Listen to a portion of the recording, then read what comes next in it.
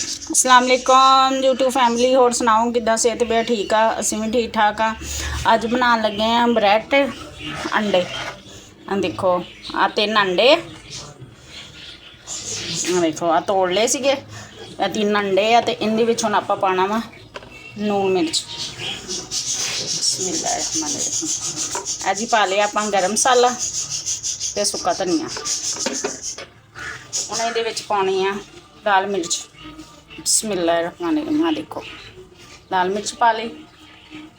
हुण इहदे च पाउणी आपां हल्दी। बिस्मिल्लाहिर्रहमानिर्रहीम। आ हल्दी पा ली आपां।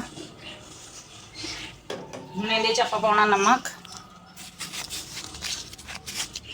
बिस्मिल्लाहिर्रहमानिर्रहीम। नमक पा लिया आपां। इधर देखो यहाँ देखो नमक हो गया आपां। हुण इहनूं आपां चंगी तरह नाल मिक्स कर लेना। आ देखो जी माशाअल्लाह हुण इहनूं आपां चंगी तरह फेंट लेना, मिक्स कर लेना सारियां चीज़ां। इस तरीके नाल चंगे तरीके नाल अच्छे तरीके दे नाल देखो माशाअल्लाह इदां करके ना फेंटदे हैं दुकाने। हाँ देखो जी माशाअल्लाह चंगे तरीके नाल मिक्स कर लिया आपां समान। हुण इहदे ब्रैड का आपां खोल लैनी। बिस्मिल्लाह तरीके दे नाल इस तरह खोल लेना आपां दोनों पैकेट। हुण इन्हूं आपां ना पीस कर लेने इहदे इस तरह दरम्यान दे विचों इदां कट के ना। बिस्मिल्लाहिर्रहमानिर्रहीम। इस तरीके नाल आ देखो इस तरह सारे पीस कर लेने आपां ते इहनूं हुण आपां फ्राई करदे हां। घ्यो पा लिया आपां तवे ते इस तरीके नाल। हुण आपां ब्रैड फ्राई कर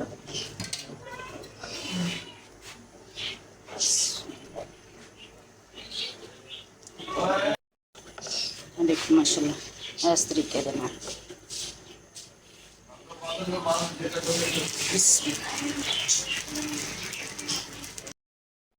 किन्ने पाए अपने फ्राई हो गए अंडे। अंडा ब्रैड देखो माशाअल्लाह कितना प्यारा कलर आया। देखो माशाअल्लाह एक साइड तो हो गए, दूसरी साइड तो कर लिए अपना। फिर इन्हूं चाय दे नाल आपां पेश कर दें।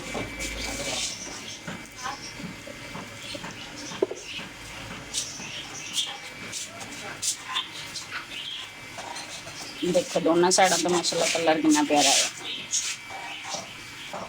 देखो माशाल्लाह हुण आपां देखो इन्हूं आपां ला लेना।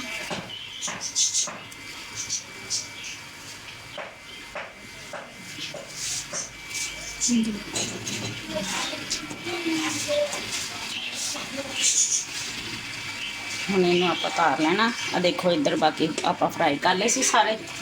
देखो माशाल्लाह कितने प्यारे सैंडविच अपने बन गए अंडे वाले, अंडे ब्रेड वाले। आ देखो माशाल्लाह ब्रेड अपनी फ्राई हो गई, अंडे फ्राई नाल चाय दे नाल आप पेश कर सकते। मेहमान भी बच्चों भी आप बना के दे सकते हैं। तो मेरे यूट्यूब चैनल का नाम है हांडी किचन। लाइक भी कर दिया करो, सबसक्राइब भी कर दिया करो, शेयर भी कर दिया करो। जो लाइक करते शेयर करते उन्होंने बहुत बहुत शुक्रिया। तो ओके जी, अल्लाह हाफिज़। दुआवां च याद रखियो।